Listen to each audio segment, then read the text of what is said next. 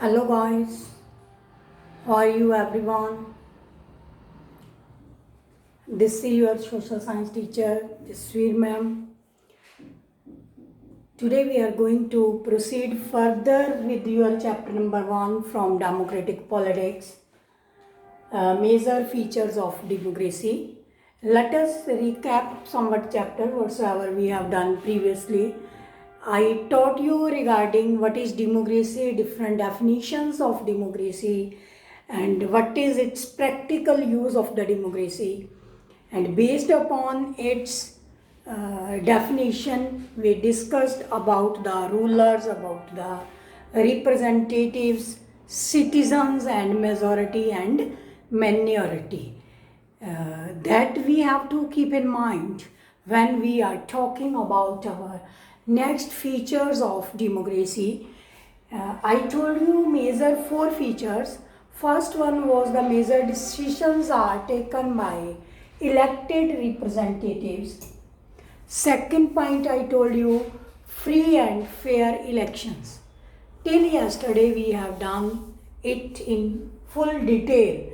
I gave you some examples also from the previous elections of Pakistan, Mexico and China, that you have to elaborate with the example when you have to attempt these answers, attempt these questions. All the 4 features can be asked one by one for 3 marks. Otherwise 4 feature for 5 mark question, at that time you have to attempt. Right? It would be too lengthy, and usually 3 mark question is asked 1 feature each. Right? Sometimes it is on the basis of example. Sometimes it is directly question is asked that how democracy proves one person, one vote, one value. How can you prove that in democracy elections are held free and fair? Accordingly, you have to give the answer. Dear guys, always keep in mind that I'm telling you all the questions throughout my lecture when I'll teach you. Right? I ask the pattern of your paper, which question can be asked for 3 marks, which question can be asked for 5 marks accordingly. Please do take care, right? That is the definite shape of something. Our third feature, one person, one vote, one value. That is very fantastically explained in your book NCERT. Mean to say, it is very simple thing for you people to understand. You know, because you live in India, you know that one person, one vote value is there. We can simplify it by doing that. One person can cast only one vote and it is counted only one. That I want to explain here. But you may be surprised, in some countries of the world it is not like that. One vote is considered 2. One where one vote given by women is not considered 1. If 2 women give a vote, that is considered 1. If 1 man gives vote, that is considered as 2. Right? And likewise, I would like to take the example of Estonia, Fiji and Saudi Arabia. Saudi Arabia, Fiji, Estonia. These are the some countries of the world where these surprising facts are there. Like you say that until 2015, very surprising. I was also surprised to hear this.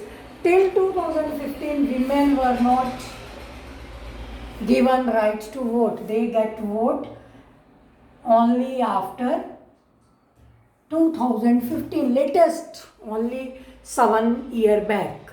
Right? There were some controversies, very long struggle was there, and don't take it otherwise. The status of women in Saudi Arabia, mean to say all these Arabian countries, Saudi Arabia, Bahrain, like Yemen, Muscat, these countries, it is not very good over there. Like here in India, women are enjoying equal rights like women, right? Like the men, sorry. So that's there women are not equally treated socially, economically and politically. Okay, any other way if you get time we'll discuss its next portion. Here you just understand that women of Saudi Arabia got right to vote in 2015 only. Before that they don't have right.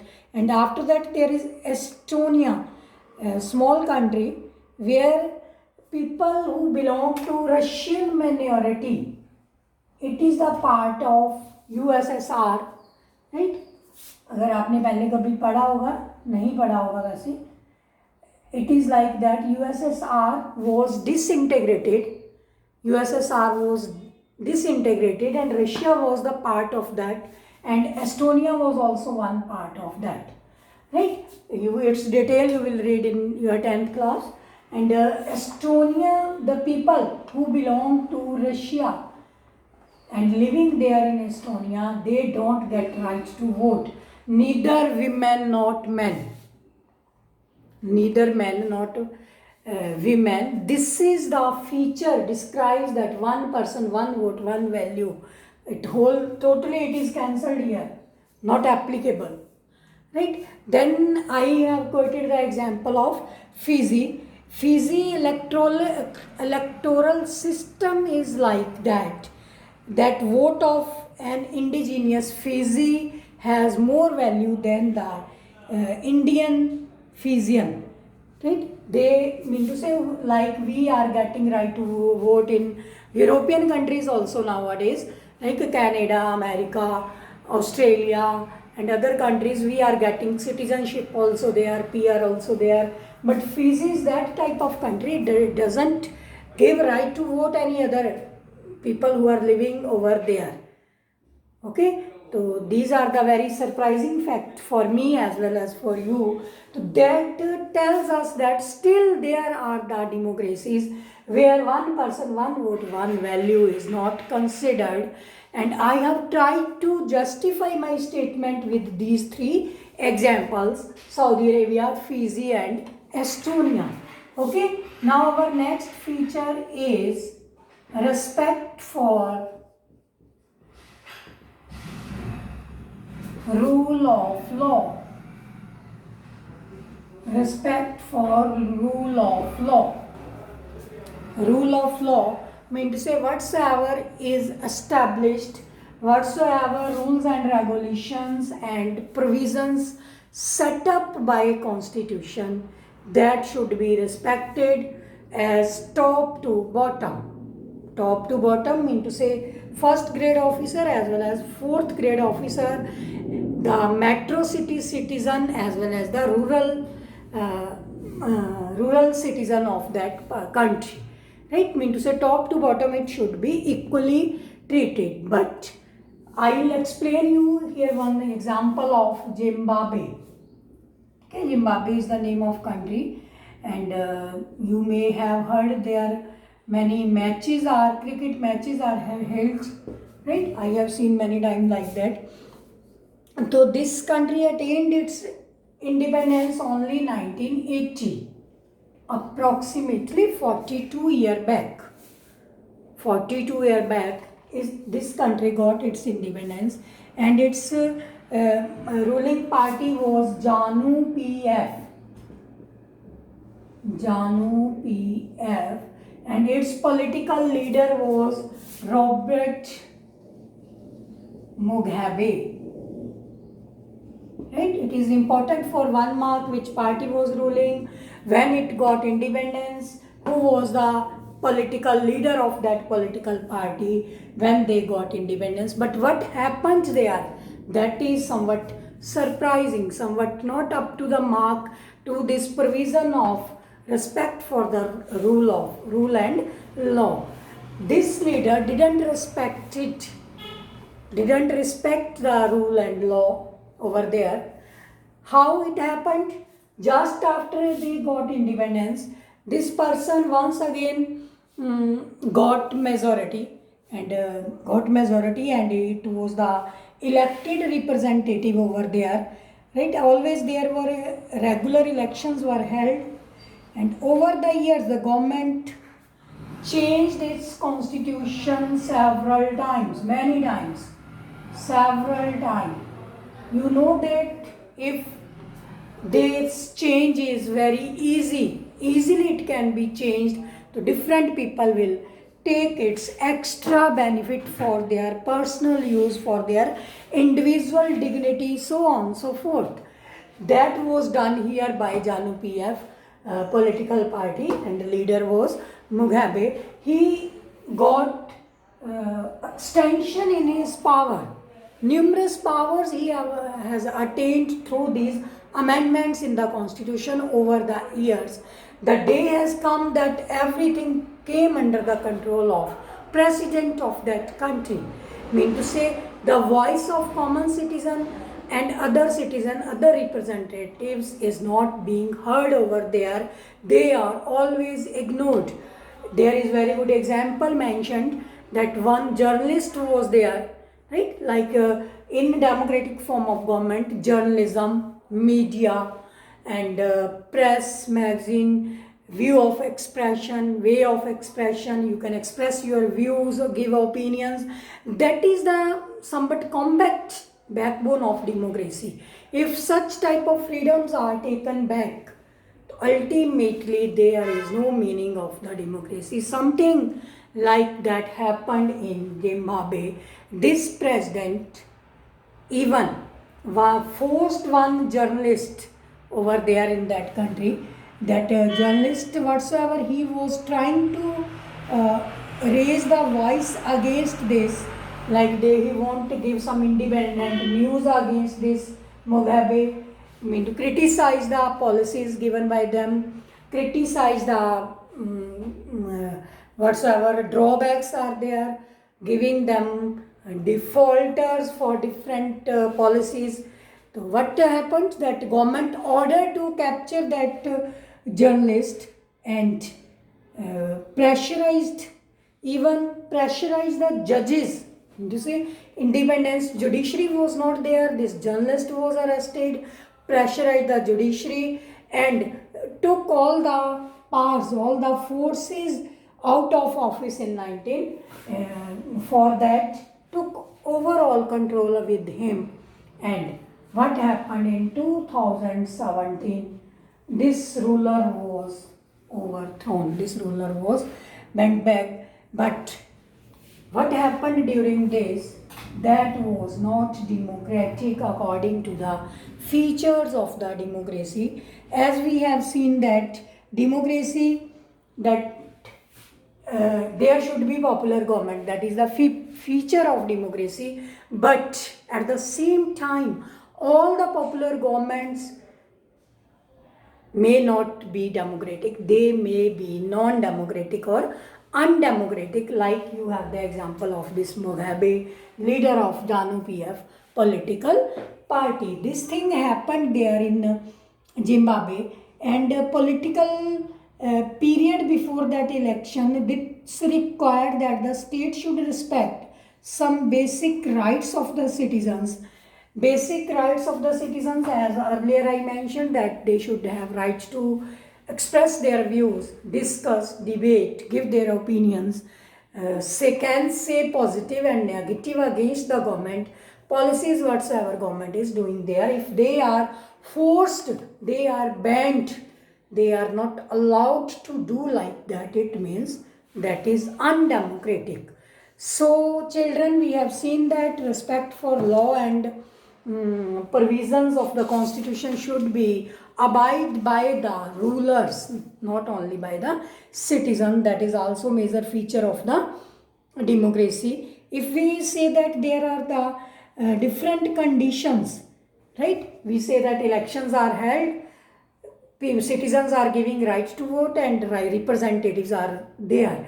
If it is only democracy, that is false, right? All these statements, all these examples have given rise to a new concept of the democracy, that is called broader sense of democracy. We'll discuss in my next lecture this thing, broader sense of the democracy. Kya only right to vote is democracy? Is setting up provision by the constitution is democracy, if rule of majority is democracy, or all three is democracy, how far is it true? How far is it practical? How far we can imbibe it in our practical life? What is democracy? What the result will come out from all these three, that would be the democracy. So nowadays it is given broader sense of democracy, right? Like in the beginning we started democracy is form of the government, of the people, for the people and by the people. This much is not sufficient in modern democracies, especially vast country like India having diversities. So that is very, very important. So in this way, we can conclude that rulers are elected by the people who take all the major decisions, and elections should offer free and fair choice, right? Election should offer free and fair choice, and choice opportunity should be there with all type of citizens, either men or women, all section of the societies. And the exercise of this choice further leads to the government limited by the rules and regulation and provisions, right? Representatives powers should be limited. They should not have enormous powers like it is in Pakistan, I yesterday told you, and in this Zimbabwe. So overall, this is all about your 4 features of democracy. Then you have to write somewhat changed 4 feature of democracy. That would be the broader sense of democracy. Okay? In this way, today I have completed this topic, this democracy. Now we have to discuss some examples. Examples I am reading from your book, that is given on page number 9. The King of Bhutan has declared that future he will be guided by advice given to him by the elected representatives. Right on page number 9 it is given, and you have to match those statement with different countries. Right? Do go through this, then I will give you one such type of question made by my cell phone that you have to discuss. So hopefully you have understood this. Our next topic is arguments in favor of democracy and against democracy. Do you like democracy? Nobody give answer. Okay, we'll have a live class then. In favor and against. You may have seen debate competition in our classroom, in our school. Na? We usually have different type of activities, but unfortunately from last year we are not able to organize such type of activities. Let us wait as soon as the school reopens, or I'll ask you this question from your side, or maybe within live class I'll ask you from your side. You have to give me some views in the favor of democracy, some views in the against of democracy. Refers that, do you like democracy? Yes. If you like, you have to say why do you like. You have to support your answer with arguments. If you don't like, then you would be against the democracy, and you may say that who are against the democracy and why you are against the democracy. And I'm here, your teacher. I'll tell you the both. I'm in both sides. Okay. We'll hold this competition next live class. Let us see what will happen. Please go through all this. That's all for today. Stay home, stay safe, take care.